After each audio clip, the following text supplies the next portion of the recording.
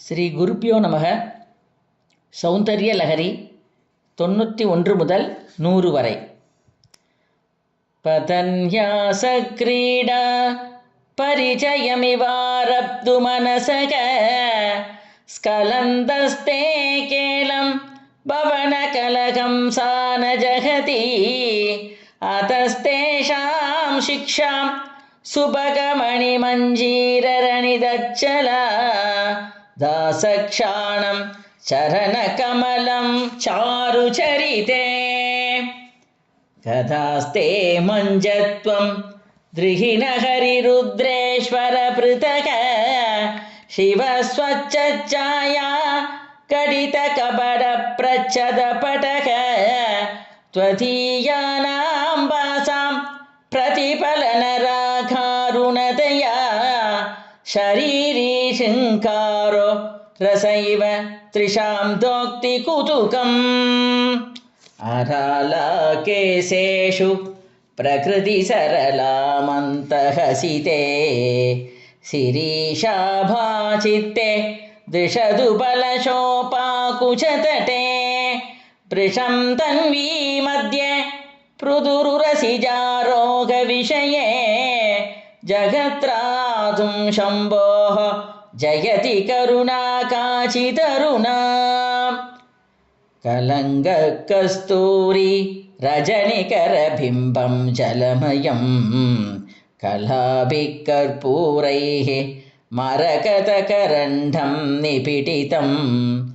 அதஸ்த்வத்போகேன பிரதிதினமிதம் ரிக்தகுகரம் விதிர்பூயோ பூயோ நிபிடயதி நூனம் தவ கிருதே புரராதேஹ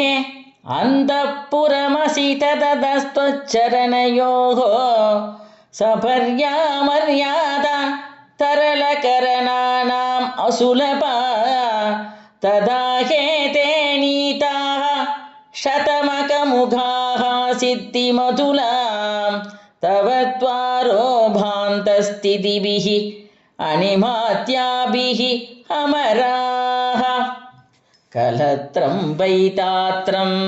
कति कति भजन्ते न कवयः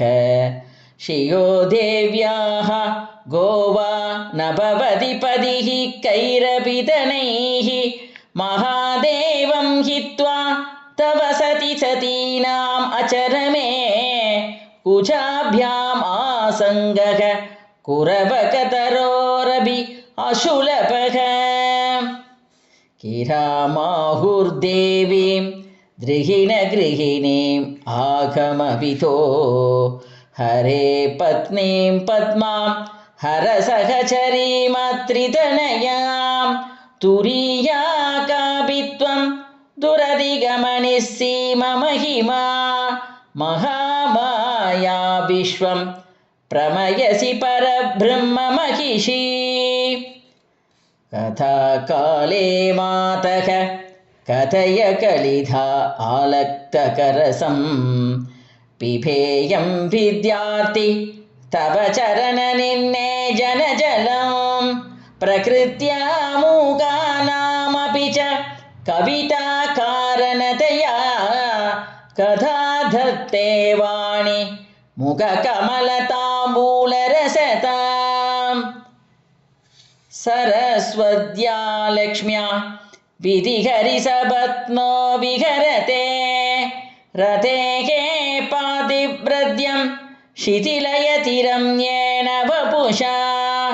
चिरं जीवन्नेव क्षपितपशुपाशव्यतिकरः परानन्दाभिक्यं रसयति रसं त्वद्भजनवान्